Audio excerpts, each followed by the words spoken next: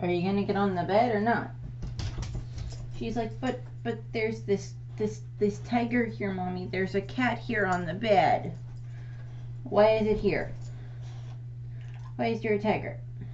That's supposed to be on your bed. This is my bed. Well, right now, he's a prop in the background because I'm going to talk about a cat today. Her cat. We actually have no idea how she reacts to cats. She hasn't really been around cats as far as we're aware. So,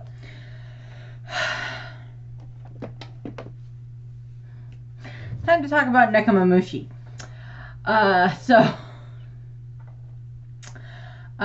Next up for the royals and rulers and leaders video, we have Nekomamushi, who is the ruler of the night in the Mokomo Dukedom when we are introduced to the Mokomo Dukedom during the Zou arc. He is the ruler of the Mokomo Dukedom from 6 p.m. to 6 a.m., so overnight. And he, along with Inuarashi, who I did the video about last week, both of them were, of course, former retainer or served as retainers of Kozuki Oden, and now they both serve as kind of retainers / advisors to Kozuki Momonosuke, and have thus retired from being dukes of, Zou, dukes of the Mokomo Dukedom, and have passed that on to Carrot, who will be the video next week. So, in regards to Nekomamushi, he is, of course, 40 years old, same as Inuarashi. And since I went over a lot of this same information when I was going over Inuarashi last week, I'm not going to spend as much detail on the stuff where it's about the same. But there are a few instances where Nekomamushi is involved, but Inuarashi is not, simply because of either when he leaves to go get Marco, when he goes to fight Perospero, or if the incident happens on Zou during the time frame when Nekomamushi is the one in charge. So, some of the bits are going to get blitzed through. If you want more detail on some of that, go and read, or go and watch my video about Inuarashi. So, in regards to their early years, Inuarashi and Nekomamushi, Nekomamushi and Inuarashi, they were best friends who lived on Zou. They found out about the connection that Zou had to the Kozuki clan of Wano, and they decided to just go to Wano. When they were little kids, they found their way off the island. I guess it's not that hard to leave Zou, but it's like they still never explain how they managed to find their way from Zou to Wano. They still never explain that. They never do. But they make their way to Wano. They wash up on the beach there, where they are found by Kawamatsu, and then unfortunately all three of them are captured and persecuted by a bunch of the villagers nearby in the Kuri region. And they end up getting, kind of strung up on, poles and, ridiculed because they think that they're demons. They think Kawamatsu is a kappa. They think Neku and Inu are some other types of dog and cat demon, or cat and dog demons. Thankfully, Oden comes along and beats up the villagers and takes down all three of the kids. And basically, they end up feeling completely and utterly indebted to him because they have nowhere else to go. And Nekomamushi and Inuarashi were trying to get their way to Zou anyway so they could find a member of the Kozuki clan who happens to be the one that saves them. So that just, ingrains that more to them. Oden, just like when it comes to finding each of the retainers, he really doesn't necessarily want to have anyone else around that he's supposed to be in charge of taking care of when it comes to all the other retainers. But that doesn't really go very well because all of them are just like, no, we're staying here with you. And he's just like, help me. And one of the things that happens in regards to the difference between Neko and Inu in this instance is that, of course, they're served this big piping hot bowl of Oden. And, of course, Inuarashi is fine with it. But Nekomamushi, because he's a cat, and apparently cats don't like hot food, tastes the Odin and then like flips the bowl, and he's just like so.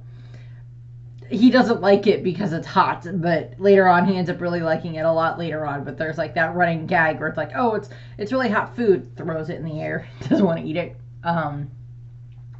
There's of course also the moment in the flashback where we get it where Kiku and Neko are playing, and she's playing with like the cat tail, waving it in front of him, and he's batting at it like a cat does. This, of course, gets replayed later when it comes to, or foreshadowed earlier when Robin is meeting Nekomamushi for the first time, and she waves a cattail in front of him, and he's like batting at it. It's like, yep, same old cat. And of course, Nekomamushi is, of course, to a degree based off of Garfield in certain aspects. I do believe that, I think there's a moment when they're introduced to Neko where he's eating lasagna. So that's a direct reference to Garfield. He also smokes a pipe, which is a reference to Garfield smoking John's pipe, smoking his owner's pipe in the comics. And over the next several years, while, you know, Neko and Inu, along with the rest of the Scabbards, or the future Scabbards, I should say, are all living in Wano, living with Odin in Curry Castle and everything. Eventually what ends up happening is they end up they make their way to where Yasue is, and they end up trying to steal a bunch of gold from him because Lord Odin needs it. And of course this is where they get the kind of they get berated by Yasue during this, and then they end up, he's like, okay, here's what I'm gonna do. Take the gold and take more of this gold. But instead of using it to just squander, use it to improve yourselves. To become better people for the sake of Odin and for Wano, to use this to educate yourselves, to train yourselves, to just become better in regards to being able to represent Odin. And eventually what ends up happening is, of course, this is what happens over the next couple of years or so. They spend a lot of time, you know, studying and training and, you know, all this other stuff in order to become proper retainers to represent Odin. And so that way when, you know, because it's like, well, he is the heir to the throne, even if he has been excommunicated from the family. And of course that all leads to, you know, going along with Odin, helping revitalize the Curry region and helping everything there by getting rid of the lawlessness in the area and all of that, and helping all of them become much better farmers. And of course this eventually builds up to the Paradise Farm much later on. But of course all of the retainers get stronger and stronger and smarter and, you know, more refined to a degree.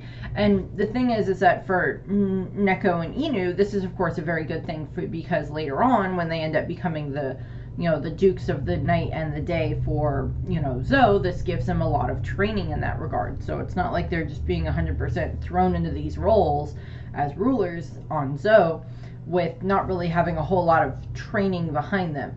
By learning a lot of this stuff while serving under Odin, it allows them to be able to have those skills later on, which is very useful for them. What ends up happening from there is, of course, when, you know, eventually it is that, you know, Odin is welcomed back into the capital 30 years before the present storyline. Odin and the flower and and his, you know, retainers are welcomed into the capital by Sukeyake, and, you know, that allows Odin and his father to have, you know, one final meeting and everything. But it shows how much the Scabbards have grown up to that point in time. Bear in mind, Neko and Ina are only about 10 years old at this point in time when all of that is happening. So yeah. After that, pretty much the next thing that happens is when Whitebeard shows up. And of course, when Whitebeard shows up, this of course leads to Odin wanting to have Whitebeard take him off of the island. And of course, you know, Whitebeard does not want to do that because it's messing with, like, the, you know, they could claim that, oh, Whitebeard kidnapped the the heir to the throne of this country, and that can involve a whole lot of politics that Whitebeard does not want to deal with. And as all this is happening with Whitebeard and Odin trying to determine what's going to happen there, Inuarashi and Nekomamushi kind of get to know Marco during this time frame, and they learn from Marco that that the world is so much more vast than they thought, because from their perspective it was Zo and Wano and maybe a couple of other islands, because Zo they were isolated, and in Wano they're pretty isolated too. So they're like, oh, there must be just like a few more islands, and Marco's like, no, there's like thousands if not millions of more islands all over this place, all over the world. And they're just like, oh my god. Of course, 2 weeks later is, of course, when Odin ends up, Whitebeard leaves, and Odin and Izo end up going with him, not by Whitebeard's choice. They kind of, they just, grab onto the back of the boat as it's leaving, and Izo is trying to stop him. Neko and Inu had managed to stow away upon the Moby Dick during the time frame, and they, like, hid there until it was revealed, that Odin would be staying on the crew, and then they're just like, we found 2 stowaways, and it's Inu and Neko, and they're just like, how did you even get here without us noticing? And they're like, we're stealthy, we stowed away. It's like, yep, okay. And they're just like, oh god. And they stay on the ship. They sail and travel across the seas with Whitebeard and Odin and everything during that time frame. They meet Toki and everything, and they get along very well with Toki, and of course, they're there when Momonosuke is born, and then of course later on when Hiyori is born. They also get they get a little bit upset when, because Neko kind of notices that there's not a lot of there's not really any news that makes it out of Wano, and they're like, well, why is that? And they're like, well, that's because it's a very isolated country, and because no news gets out of the country, there's no news to be reported in the newspaper. Yes, there's during this whole time frame while he's traveling around, Odin does end up getting a bounty and a bounty poster while traveling around with Whitebeard at pirate and everything like that. And as I said, I don't remember if it's ever stated that Neko and Inu have wanted posters themselves.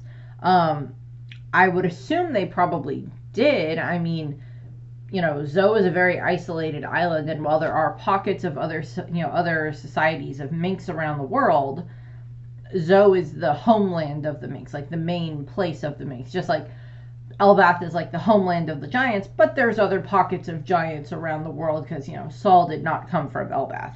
He's there now, but actually he'd be there during this time frame as well.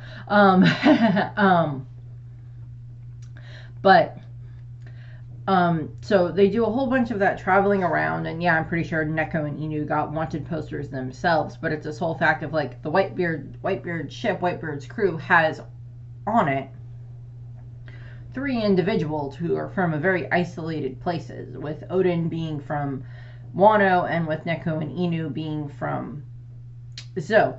Also, there's Toki, but she may not have necessarily gotten to the point where she was needed to have a bounty poster. I mean, I guess if the world's government knew that she had the time fruit and that she was from the Void Century, they probably would have been putting a bigger bounty on her head, particularly to have her brought in alive, specifically in that regard. But there's that, and of course, within this time frame, 26 years ago is when Hiyori was born, and then shortly after that, they have the whole clash with the Roger pirates on the unnamed island for 3 days and nights and everything, with the skirmishes to like test each other's strength. And during that time frame, by that point in time, Neko and Ino are only about 14 years old when that all happens. And of course, so they were probably like part of the younger batch of, ones with, Marco and Blackbeard, who ended up, probably dealing with like Shanks and Buggy and such from Roger's crew, with like the younger kids fighting against each other. Not that Marco himself didn't try to go up against Rayleigh, and that didn't go very well for Marco. He got owned. yeah, owned in that regard. But you know, as time goes on, as that event happens, what ends up happening is, of course, that's when Roger finds out that Odin can read the poneglyphs, and they're like, okay, Roger's like, I need you to come with me. Please, will you come with me? Whitebeard, will you let me, borrow your Odin and, loan him to me for, the next, year and a half and such. Whitebeard doesn't want to do this. Odin's a little bit like, well, this does sound very interesting. And of course, it does end up being that Odin goes with him, along with Toki and Momonosuke and Hiyori. They go with the Roger Pirates. And of course, Neku and Inu board the Oro Jackson as stowaways yet again. Which of course results in several days later. Roger, how did you even get on my ship?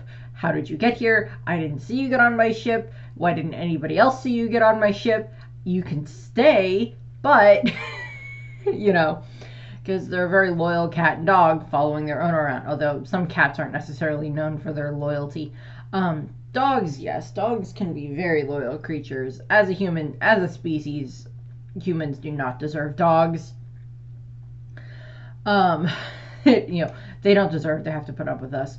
And in cats, well, cats are cats. I'm not as well versed in cats, even though my sister has had cats the majority of her life, and they have 2 cats now. But going through all of this of course leads into the travels that the 2 Minks and Odin, along with the Roger Pirates, go on while they are trying to find the other poneglyphs, while they go up to Skypiea, and then of course make their way to Water 7. They meet Tom. Odin meets Frankie, which Frankie has no idea about. Until, much later on. I don't know if we've ever gotten Frankie's reaction to finding out that he met Odin and could have sailed with the Roger Pirates at that point in time, but he was not in the headspace to want to do that. From there, of course, what ends up happening is, they travel around all over the world during this time frame, finding the other poneglyphs, down to Fishman Island and everything, and learning about all the different poneglyphs, going to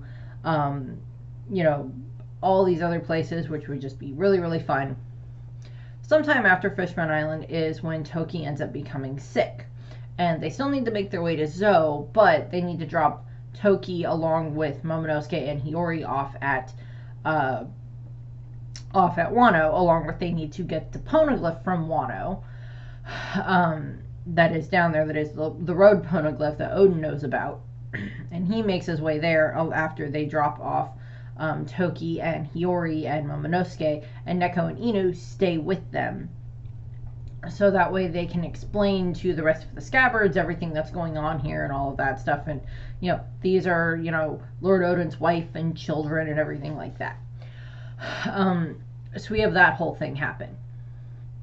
And what ends up happening from there is, of course, Neko and Inu have given Odin and Roger a letter that says that, explains to the current ruler of the Minks, where they are and what's been going on and everything like that.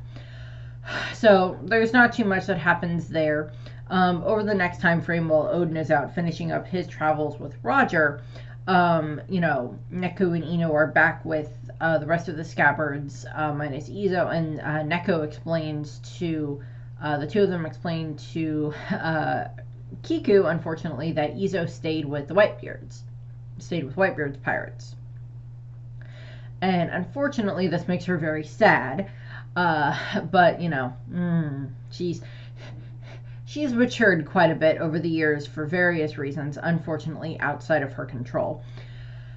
And what ends up happening from there is, of course, when, 6 months later is when Odin returns, and it's never stated whether or not he explains to Neko and Inu and everybody else what happens 100%, but this is when, Neko ends up, explaining to Odin what's been happening on Wano with Orochi and everything like that, abusing his position as Shogun and everything.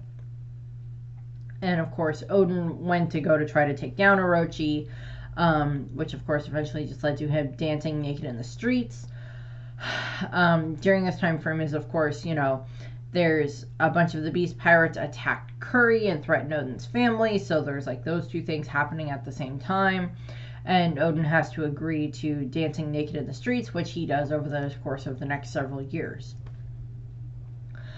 You know, during the rest of this time frame over the next several years, the rest of the scabbards are like, what in the world is going on with this? Why is Odin acting this way? And eventually it gets to the point where, because of the fact that Hirogoro's wife is killed by Orochi and Kaido's forces, this leads to Odin being like, okay, this can't stand anymore. I am going to go and defeat Kaido and take Orochi's head and everything like that. I think Odin would have gotten a lot of pleasure out of having to decapitate Orochi 9 times in order to fully defeat him. I think he would have liked that. It's like, oh, his head grew back. Slice. Oh, look, it grew back again. Slice. Just let each of the scabbards have a whack at it. Which, I mean, eventually a good chunk of them do get a whack at decapitating Orochi several times, which is nice.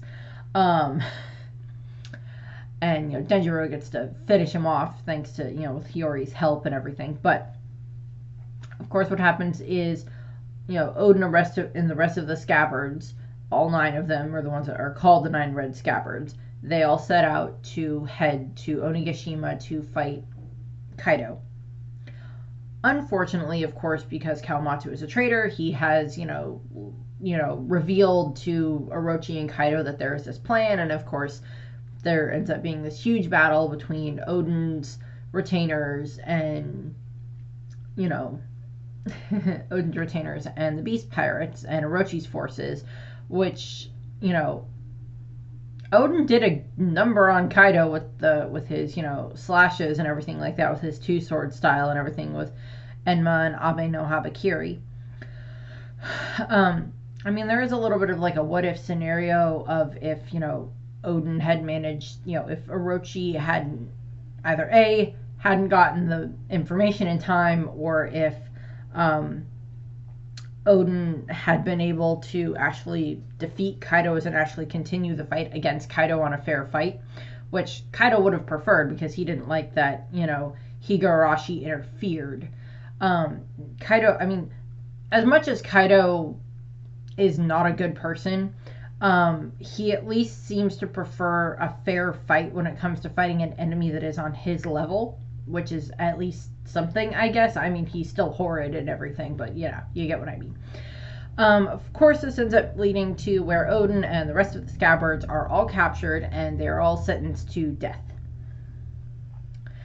And, during this time frame is, of course, when they have the Hour of Legend, and of course, Odin is, boiled alive while having the scabbards on the plank on top of him that he is holding out of the boiling oil and everything like that, and all of them are just like, no, let us join you, this is ridiculous, this is not how this should be, we are the ones supposed to protect you, and all of this. And of course, this is when, Shinobu is revealing to the rest of the people of Wano that are all there what actually has been going on, why Odin's been dancing naked in the streets, why he's been doing all of this other stuff, which of course rallies the citizens of Wano behind Odin and, fixes his reputation. But unfortunately, that doesn't end up sticking very well at that point in time because, of course, the hour is up and Orochi shifts it to execution by firing squad, and, just before Orochi can shoot him, Odin tosses the plank out of the boiling oil with all the scabbards on it, and they all end up running and making their way to Curry. Trying to make their way to Curry to go and try to save Toki and Momonosuke and Hiyori, because they are what is left of the Kozuki clan at that point in time. What ends up happening from there is, of course, they make their way there. Several of them get split off in different directions. And Neko and Inu end up getting captured by one of the numbers. And, get caught by one of the numbers while they are trying to escape. Thankfully, they do manage to escape the number, but after that, it's after Odin's been fully executed. It's after Toki has given her prophecy, and after Momonosuke and Hiyori have disappeared, along with, a good chunk of the rest of the scabbards. So, to a degree, they are under the impression, like the rest of Wano, that Toki and the others are dead. And Neko and Ino end up managing to make their way off of Wano, and even while they're quarreling about all of this, because they end up quarreling about this because what ends up happening is, of course, they think that the other one might be the traitor, because they put together that, there must have been a traitor amongst us, but who could it have been? And they're like, they just start blaming each other at that point in time. And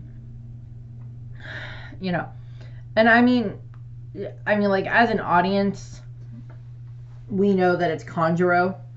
That is the appropriate poster to have in the background while I'm doing these videos, because it has the majority of the people I'm talking about on it in regards to the rulers, because Ino and Neko and Zo are all on it, as is Carrot.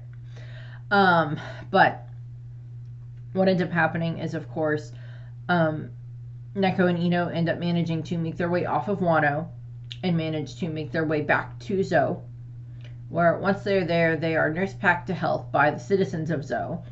They're barely alive when they reach there, but they are nursed back to health, and they just continue to fight whenever they see each other, which eventually, at some point in time, they ended up becoming the rulers of Inuarashi of the day and Nekomamushi of the night for 6 p.m. to 6 a.m.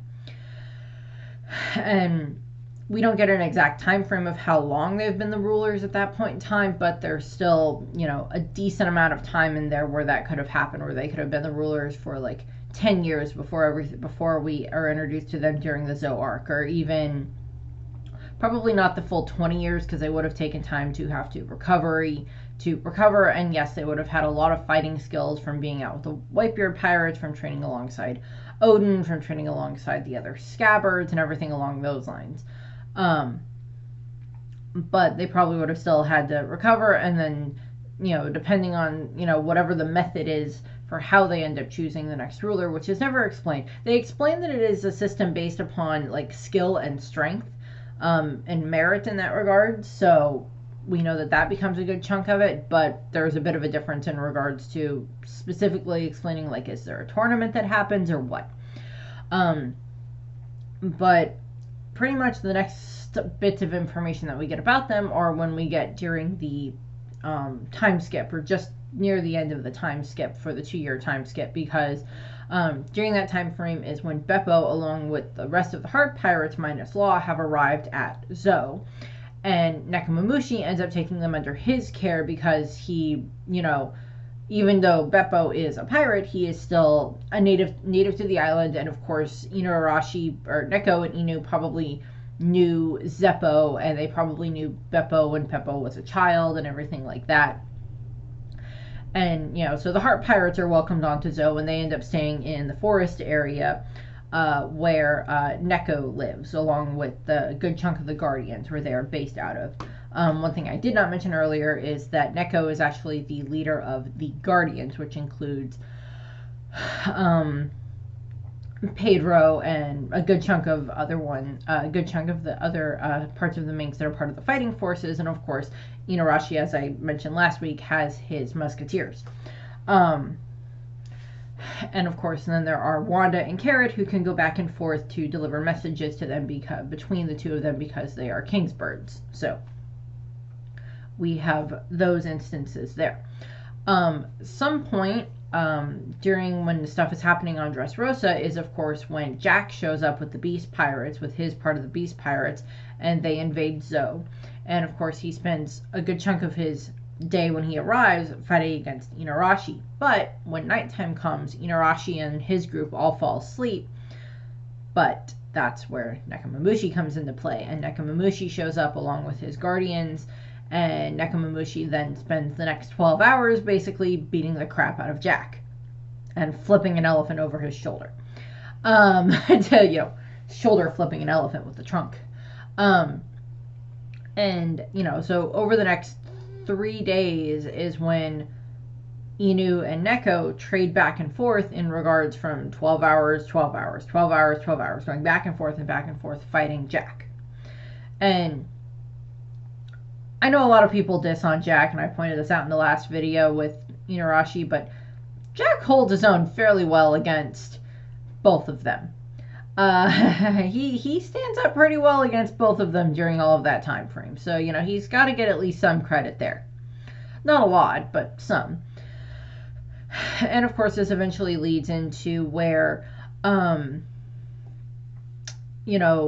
Jack and the Beast Pirates use the Koro gas from, Caesar to poison the minks, which of course leads to him basically having Neko and Inu and a bunch of the other minks all basically hung up to be crucified. And as I mentioned with Inarashi, he loses his leg. With Nekomamushi, he loses part of his arm, his hand and his arm, and they're strung up and crucified basically to be killed by the gas or by their own injuries that they have sustained, which is of course when the Straw Hats show up, because Jack has to leave because he's going to go try to rescue Doflamingo, which is at least okay, credit to him, he tries to do something. And that's when Sanji's group with Nami and Chopper and Brooke and Caesar show up, and they manage to figure out what's going on, and then Chopper and Caesar end up making the antidote to neutralize the gas, so that way they can then get all of the minks treated and everything like that, including Neko and Inu and all of that. And sometime after that is when, of course, they become friends with the minks at this point in time. And after that is when the Fire Tank Pirates show up with, Capone, with Beiji. And Beiji shows up and is trying to get Sanji to come with him and everything like that. And during that time frame, when they're dealing with Beiji and everything, that's when Neko shows up, because it's happening at night, and he confronts Beiji, and after he found an injured an injured Pekoms, and is threatening Beiji, which of course just basically works into Sanji's plan, because it allows him to get Nami and Chopper and Brooke out of Beiji, and then he goes with Beiji off to Totland along with Caesar Clown. So that's where that happens. Shortly after that is, of course, when the rest of the Straw Hats show up. Luffy and his group with Robin and Frankie and Zoro and Usopp. They show up on the island. They show up on Zou. And they are eventually, after interacting with Wanda and Carrot first, and then going to see Inarashi, they end up being brought by Wanda and Carrot to where Nekomamushi is. And of course, Nekomamushi is, unlike Inarashi, is not actually following the healing regimen that Chopper has set for him, because Chopper has to keep berating him for the fact of he keeps trying to eat lasagna and taking baths, which is not helpful in regards to trying to heal him and everything like that. So Chopper has to keep forcing Neko back into his bed so he can heal for the give him more medical treatments and everything like that. So they have Inarashi and Nekomamushi eating the lasagna and everything like that, which is just adorable. I don't know how big of a thing Garfield is in Japan, but Oda is at least familiar enough with it, so that's that. So we have that all happening, and of course this is when they're getting more information from Nekomamushi and Inarashi at different points in time about what's been going on. And of course Law is reunited with the Heart Pirates at that point in time, so he's happy there, and they're happy that their captain is alive. Alive, and in about a month's time is going to get turned into a woman, which is just hilarious when that happens. That just happened in the Blackbeard versus Law episode. But shortly after that is, of course, when everything starts to kind of come to a head, because that's when Kanjuro and Kinemon have made their way up to Zou, up to where the city is. And that's, of course, where, Inuarashi and Nekomamushi end up seeing each other for the first time in a long time, because, like, they're groups to try to keep them away from each other, because if the two of them see each other, they start fighting and bickering, and that's not good. Plus, there's also this, like, rivalry to a degree between the Guardians and the Musketeers. Not that they hate each other, but there's this rivalry just because, like, their leaders have the rivalry with each other, and their leaders have, accused the other one of being, a traitor to Lord Odin. And of course, what ends up happening is, during the time frame between when Raizo had arrived on the island, a couple of weeks prior or so, however that ended up landing, when, he was separated from Kanjuro and Kinemon and Momonosuke and everything, Raizo probably would have spent a fair bit of time with both Inuarashi and Nekomamushi. We see him speaking with Inuarashi, but we really don't see him speaking with Nekomamushi, unfortunately, when we get the little bit of flashbacks. But he probably spent time talking with both of them and catching up with both of his old friends, who, for him, it hadn't been very long since he'd seen them, but for them it'd been 20 years, or just about 20 years. So they got to, catch up with him, and he gets to learn about Zou and everything like that. But of course, what ends up happening is we lead into one of my just favorite parts in all of One Piece, is when, when Raizo, when Kinemon and Kanjuro arrive fully on Zou and get up to the top, up to the city, they are, confronted by the Straw Hats and by Neko and his forces, and Inuarashi and his forces, along with some of the other just regular citizens of Zou who have shown up and are trying to work on, cleaning up the area.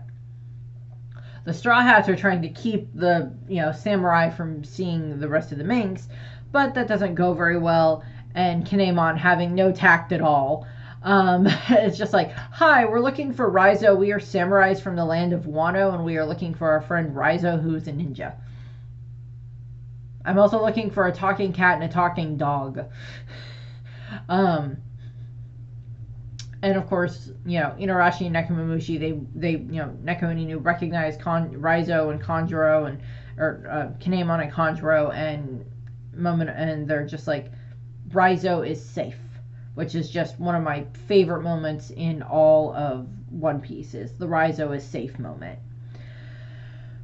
And and then of course they take Kinemon and Kanjuro along with the Straw Hats up to the whale forest and to the whale tree, where they reveal, here's Raizo, he's fine. We chained him up to the poneglyph, but he's fine, so he wouldn't try to help us. Oh yeah, here's a poneglyph. It's red. It has different information on it than the other ones, and of course this is where Robin learns about the red poneglyph, the road poneglyph. And of course that goes through all of that information there, big information dump. They explain that, yeah, we have this connection to the Kozuki family, and we were retainers of Lord Odin, back in the past, and Momonosuke's father, therefore our loyalty is now to Momonosuke. And of course this leads to the forming of the Ninja Pirate Mink Samurai Alliance, all of them all working together. During this time frame is, of course, there's not too much else that happens before they leave, but there is a little bit. There is the moment where they're talking about what their plans are going to be, and they're like, oh well, Neko is like, well, I might know where Marco is, where Marco the Phoenix is from Whitebeard's crew. I might know where he is. He ends up being right, but he's like, I might know where he is, and he would be a good ally to have. And they're like, okay, that'll be good. So it's just like they plan on, who's gonna go where. Inuarashi is gonna stay on Zou for the time being and help, so that way Momonosuke can work on communicating with Zou, because they, during this time frame is when Zunisha gets attacked by Jack and his crew again, and Momonosuke has to communicate with Zunesha in order to have Zunesha fight back against Jack, and then of course they have to fix Zunesha because Zunesha got hurt on one of its on its legs via the cannon fire from Jack. And what ends up happening from there is, of course, Neko and his group are going. Neko and several of the Guardians are going to go off to find where Marco is. Luffy and his group are going to go to Whole Cake, along with Pedro and Carrot sinking aboard, to go to Whole Cake to try to rescue Sanji, and then the rest of the group are going to start making their way to Wano. With what happens is, of course, we're going to follow Nekomamushi at this point in time. He makes his way to Sphinx Island, which is, of course, Whitebeard's home village and everything. And while he is there, that's where he is there to try to get to Marco and try to ask Marco to come and help them. And he gets a little bit of time to, catch up with Marco, who he has not seen for, over 20 years at that point in time. I think Zoe probably may have gotten a little more information over the years in regards to, getting a hold of like newspapers and stuff like that from like the World Economic Times and everything like that. Morgan's isn't going to say no to delivering to them. Are you okay? Are you okay, baby girl? And what ends up happening is, of course, Marco and Neko have like this very kind of nice heart-to-heart talk where they're discussing, Marco's explaining this was Pop's hometown, and he was actually a cheapskate because he would send all of his money here to try to help the town, but then he would, have to, get booze off of everybody else and all that stuff. And, just having this like fun time of like the two of them reminiscing about Whitebeard, because, Whitebeard was very important to Neko as well, and Arashi at that point in time too. And of course, Neko had definitely heard about the fact that Whitebeard had been killed at Marineford because he knew about the revenge fight between Marco and the rest of the Whitebeard pirates alongside the Payback War, alongside Blackbeard was going up against Blackbeard. So we've had a good chunk of that. And Marco is kind of like, well, I don't know if I'll be able to come with you or not. And Inorashi's like, well, if you can, that would be very helpful. We're going to try to free Wano from Kaido and Orochi and all of this other stuff. And, Marco's like, okay, well, I may also know where someone else is who can help with this. And this is where he says, I might be, he's like, I might know where Izo is. And of course, they travel to go to pick up Izo during this time frame. And, Marco had given Neko a message to Luffy that says, I may not be there right away, but I'll be there soon, type of a thing. Marco ends up showing up with Inuarashi because when the raid is about to start on Onigashima, after the rest of the scabbards have made their way to the back of Onigashima for the back entrance to the island, thanks to Law and the Polar Tang, that is when Nekomamushi, Izo, and Marco all show up. They get dropped by Marco, which I love, which is, I think, supposed to be a reference to a cat always landing on its feet, in that regard. So they all show up, and of course Neko and Izo have to explain to them that Kanjuro is actually the traitor, and they're like, okay, I'll process the emotional damage of this later, but we have to fight now. And they deal with fighting Kanjuro, and then of course they make their way inside of the castle and start making their way through, so that way they can get to where Kaido is, which of course leads to the whole big confrontation with Kaido, where they all burst through the doors, just after he decapitates Orochi. They burst through the doors, and all of the scabbards run at him, and they all stab him with whatever version of their weapon they have. At this point in time, Nekomamushi has also had his arm replaced with a Gatling gun, or as I know gets referred to as a lot, a Catling gun. Gets that replaced, and spends a bunch of time, has learned how to use it because he can fire the dang thing. I don't know if that was Chopper that gave him the arm or someone else. I don't know, but he has it now.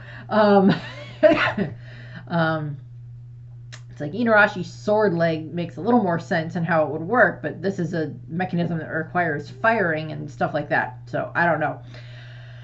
And they fight Kaido. He carries them up to the roof in his beast form, where of course the rest of the minks, the guardians, and the musketeers are all waiting, so that way they can then fight.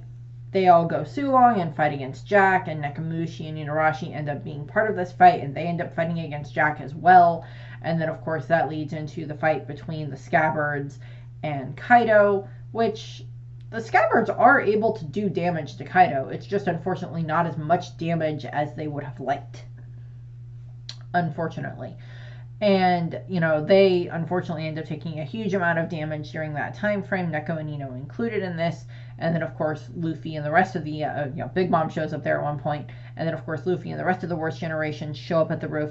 And, that's when Law rooms the Scabbards out and sends them into, like, the little treasure repository area where they can at least be in a hidden area where they can rest and everything. Which is, of course, when Hiyori shows up there.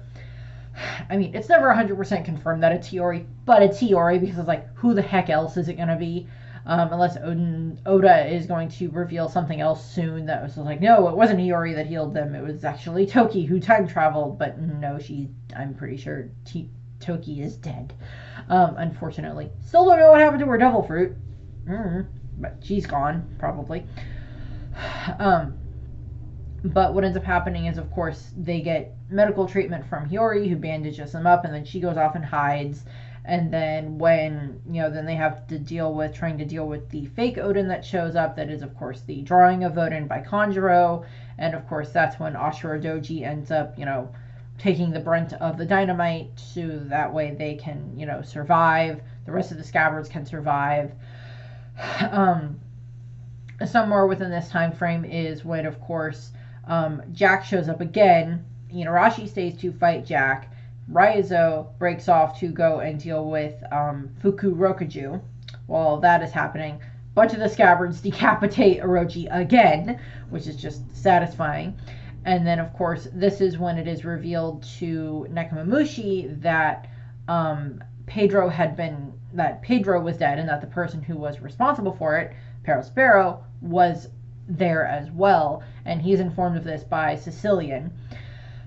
And Sicilian, excuse me. And I'm not, I can't talk like Sicilian very well. I've tried, and I sound like a cat trying to sound like a pirate, and it doesn't work well. And Sicilian tells him what's going on, and Nekomamushi's like, okay, I'm going to go deal with Perospero then. He heads off to go and help Wanda and Carrot fight Perospero, and he is actually the one to finish Perospero off.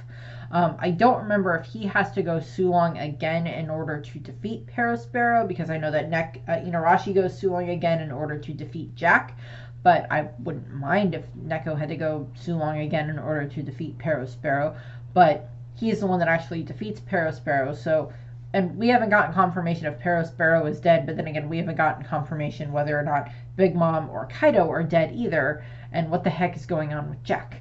So there's a lot of characters we haven't quite gotten confirmations that they're dead yet. But Nekomamushi is able to finish off Perospero, some variation of that. And then, of course, they're watching them, along with all the rest of the Minks, and everybody else are watching as Luffy is fighting against Kaido up on the roof, and eventually is able to defeat Kaido. They're also having to deal with like everything when just Onigashima itself is flying and on fire and then falling apart and falling in general. And of course, so they're dealing with all of that. And eventually, of course, what happens is the Ninja Pirate Mink Samurai Alliance is victorious because Luffy defeats Kaido, Big Mom has been defeated, and Orochi's forces have been defeated.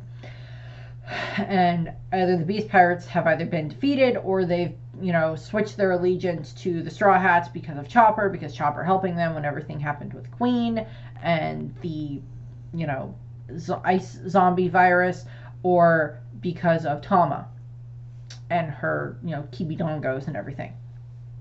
And it's actually Nekomamushi that is the one that walks out onto, like, the top of Onigashima after it's, kind of managed to be crash landed to a degree by, Momonosuke has managed to land it. Nekomamushi is one that goes out on the roof and is actually looking out at the flower capital and everything and seeing, surveying kind of what happens, and he's the one that declares that down to the rest of the people in Onigashima that Kaido has been defeated. Which of course leads into when Nekomamushi, along with the rest of the scabbards, Hiyori and Momonosuke, make their way into the flower capital, where they are revealed that they're alive, that Kaido has been defeated, that Momonosuke, the true heir of the Kozuki clan, has returned, and that Hiyori is there, and that she was Komurasaki the whole time, but she's alive now, and the rest of the scabbards that are there, minus Izo and Kanjuro, but minus Izo and Ashura, unfortunately, at that point in time, but the rest of them are all there, along with Shinobu, and they make their way in. And of course, this eventually leads into the huge party that happens later on after after Zoro and Luffy are awake. They have the huge party out in Wano, which I'm pretty sure like the last several weeks or so, the last week have just been like this huge big relief off of the shoulders of the people of Wano in general.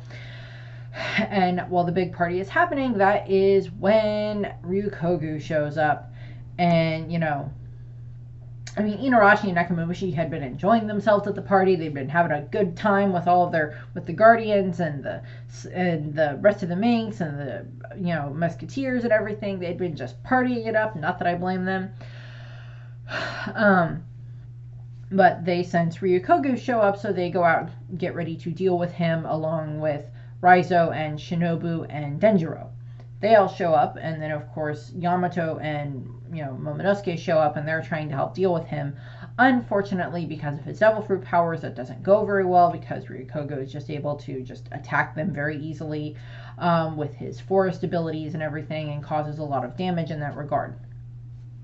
Thankfully, he's scared off by Shanks.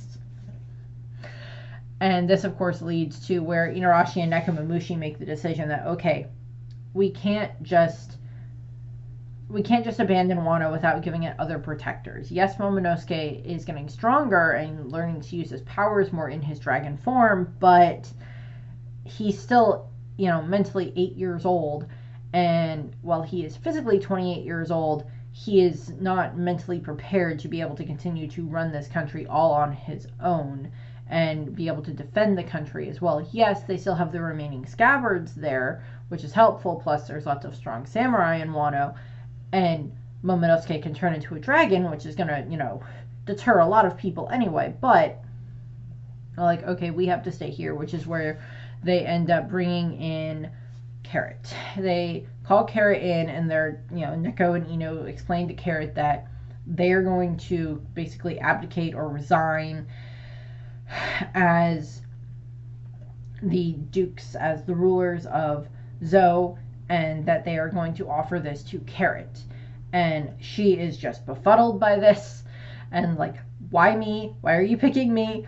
I am not ready for this. And they're like, it's okay, you'll have others with you. You'll have Carrot, and you'll have the rest of the Musketeers and the Guardians that can help you.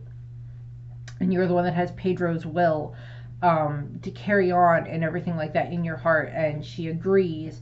And of course, Neko and Inu stay on Wano along with the rest of the scabbards and Yamato, so that way they are able to help defend Wano. And kind of the last thing we get of them is like, as the Straw Hats are leaving, they've all said goodbye to everyone. And as the Straw Hats are leaving, we cut back to the capital of Wano, back to the flower capital, where we see Momonosuke and the scabbards all kind of posing for this big picture. I wish they had Hiyori in the picture, but they don't. But they've got Momonosuke and the scabbards all behind him and everything. And Neko and Ino are there, of course, just, they're, part of this now as advisors and retainers, continuing that role that they had initially wanted to hold with Odin. And now this is where they are. And that's basically the last we've seen of them. I am quite certain that at some point in time we will see them again, either when we get like a prologue, or I want them to be there at some point in time for like one final battle where we get to see that like Momonosuke has been training so much and improved so much, and that Nekomamushi and Ino are there, and they get to see what Carrot has done in regards to, leading Zoe into the future and everything like that. I want to see that. But that's what I have for this. I keep making these long. I'm sorry, there's a lot to go over here. Carrot's going to be long too. So, sorry. Oh well. I thank you very much for watching. I hope you enjoyed the video, and I hope you have a nice rest of your day. Bye!